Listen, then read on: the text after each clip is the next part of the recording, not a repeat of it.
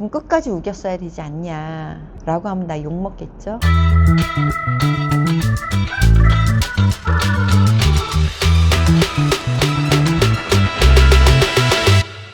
제가 예전에 어떤 컴플레인이 있었냐면요, 메이크업 샵에서 7시 반에 스타트를 해야 돼요 신랑님. 그랬더니 신랑님이 그렇게 왜 많이 잡아요? 왜 9시 반에 출발을 해야 돼요? 제가 내비를 찍어보니 40분밖에 안 걸려요 이러시는 거죠. 이거는 이제 다른 플래너의 이야기였는데, 신랑님 지금은 그렇지만 지금은 평일날 낮에 내비를 찍으시니까 40분이지만 토요일날 한참 길 막힐 때 그때는 저희가 좀 여유있게 1시간 반을 잡아요. 아니요, 그래도 1시간이면 충분할 거예요. 신랑님이 이거는 조금 아닌데요. 그래도 1시간을 잡으신 거예요. 그래서 메이크업을 8시 시작을 한 거죠. 그래서 10시에 끝나서 10시에 아웃을 했어요. 아니나 다를까 막혔죠. 그래서 웨딩홀에 조금 늦게 도착을 한 거예요. 그래서 그때 신랑님이 그럼 끝까지 우겼어야 되지 않냐 라고 하면 나 욕먹겠죠. 늦은 경우가 있는데, 그래서 신랑 신부님들이 이제 알아두셔야 되는 거, 혹시라도 왜 이 플래너는 왜 이렇게, 아니면 메이크업 샵에서 왜 이렇게 시간을 9시간을 일찍 잡지, 스타트를 왜 이렇게 일찍 잡지,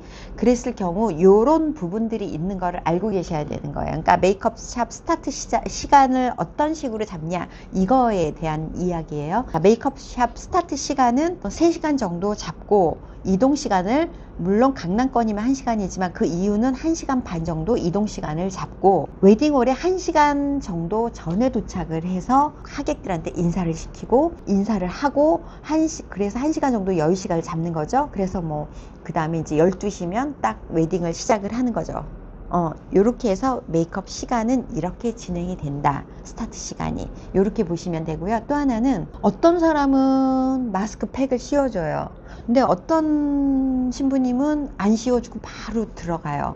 이게 어떤 경우가 있었냐면, 어떤 신부님이 왜 나는 마스크팩을 안 씌워줘요? 이런 신부님이 계셨고, 어떤 신부님은 아니 왜 쓸데없이 왜 마스크팩을 씌워서 3시간인데 3시간 내내 메이크업 하는 게 아니라 왜 이렇게 대기를 시켜요? 이런 경우도 있었어요. 근데 이제 그게 마스크팩을 씌우는 경우에는요, 신부님 이제 피부 그 상태에 따라서 굳이 마스크팩을 안 씌워도 신부님 피부가 너무 괜찮고 좋다 그러면 이제 굳이 안 씌우는 경우도 있고요. 근데 그렇다고 마스크팩을 씌우는 경우 나 피부가 이렇게 나빠요 이거는 아니고, 이제 그 메이크업 해주시는 분들이 이제 그 상황에 맞게끔 해주시기는 하거든요. 그래서 그런 상황에 맞춰서 마스크팩을 씌운다 이런 경우도 있고. 왜 3시간씩이나 걸려요? 3시간 내내 메이크업 하는 건 아니고요, 조금씩 대기 시간들이 있는 거죠. 그러니까 그 메이크업 샵에 실장님들이 신랑 신부님들 한 커플당 한 분이 계신다면은 상관이 없는데, 그 메이크업 해주시는 한 분당 여러 신랑 신부님들을 하다 보니